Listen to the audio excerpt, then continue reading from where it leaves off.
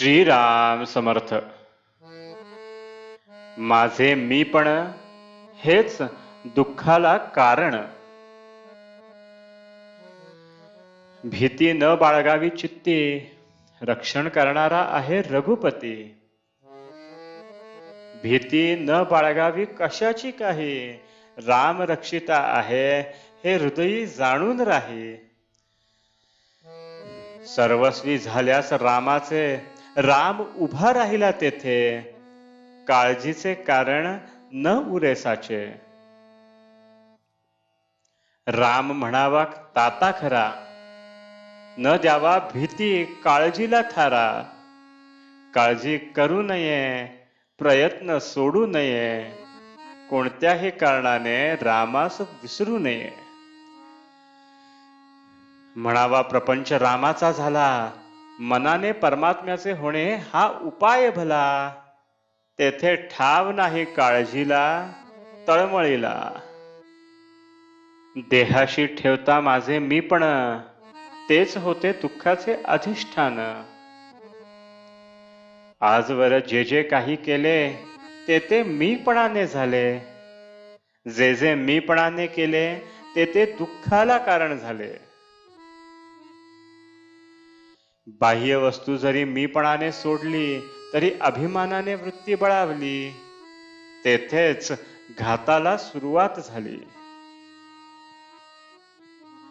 आग्रह आणि हट्टीपण हेच अभिमानाचे लक्षण.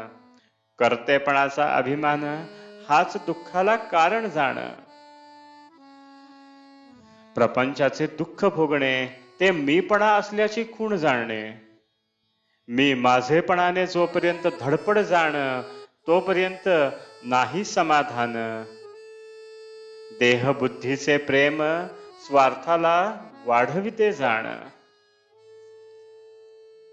स्वार्थाचे आपलेपण हेच घाताला कारण. आजवर जो जो प्रयत्न झाला, तो तो देहबुद्धी वाढवितच गेला. देहबुद्धीचा भाव तो मुळीच दुःखाचा ठाव. जोपर्यंत आपला नाही देहभाव विसरला, तोवर देहदुःखे पस्तावला गेला. म्हणून देहबुद्धी धरून राही, त्याला कोठे सुख नाही. रामाविण अन्य प्रीती, उपजे देहबुद्धीचे संगती. म्हणून मीपणाचे न व्हावे अधीन, जेणे भंगेल आपले समाधान. कारण जेथे मीपणाचे ठाणे, तेथे दुःखाचे साम्राज्य असणे. पाप पुण्याची भीती ही देहबुद्धीचीच संगती. वासनेत जीव गुंतला, कष्टी फार फार झाला. आजवर वासना पोटी धरून राहिला, आपल्या हिताला नागवला. नदी जशी अखंड वाहते, वासना तशी सारखी वाहते. वासना भोगाने कमी होत नाही, त्यागाने नाहीशी होत नाही.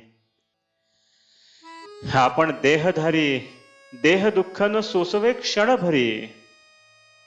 ज्याला म्हणावे मी माझे, त्यावर माझी सत्ता न गाजे.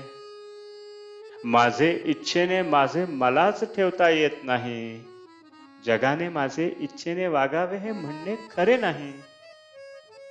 सर्व काही देता येते दान, पण उर्वरित राहतो अभिमान.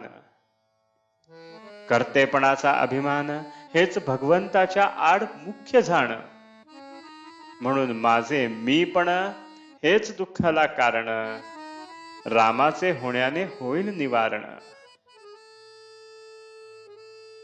आजचे बोधवचन. सर्व बंधनाचे दुःखाचे कारण, कर्माचा करता मी होणे जाण. जानकी जीवन स्मरण. जय जय राम.